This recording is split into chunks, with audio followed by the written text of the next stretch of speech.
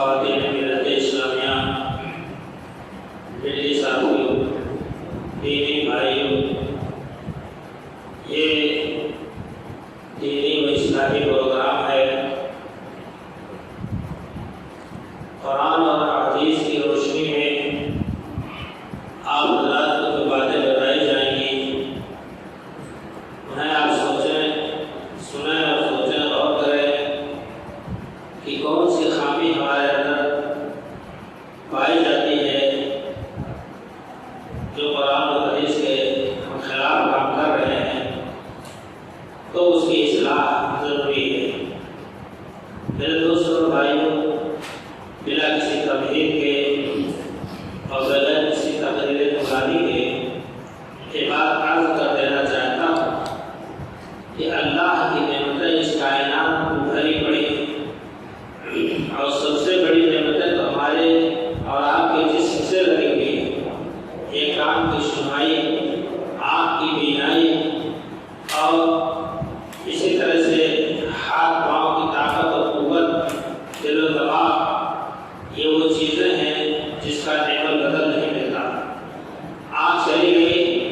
تو پتھر کی آنکھ گھرے لگوا لیں، لیکن بینائی والی آنکھ آپ کو نہیں مل سکتی۔ ہم آپ کتنے لنگڑے اور بلوغ کو دیکھتے ہیں کہ بیچارے زمین گھسٹ کر چلتے ہیں۔ ہم کو اور آپ کو ایسے لوگوں کو دیکھ کر اللہ کا شکر ادا کرنا چاہیے کہ اللہ تعالیٰ نے ہم کو پیر جیسی نعمت عطا کی جس میں طاقت اور قوت پائی جاتی ہے۔ کتنے لوگ ہیں کہ بہرے گونگے ہیں، نہ کان سے سنتے ہیں، نہ زبان سے بول پاتے ہیں، اور اپنی حاجت براری کے لیے، اپنی ضرورت کے اظہار کے لیے وہ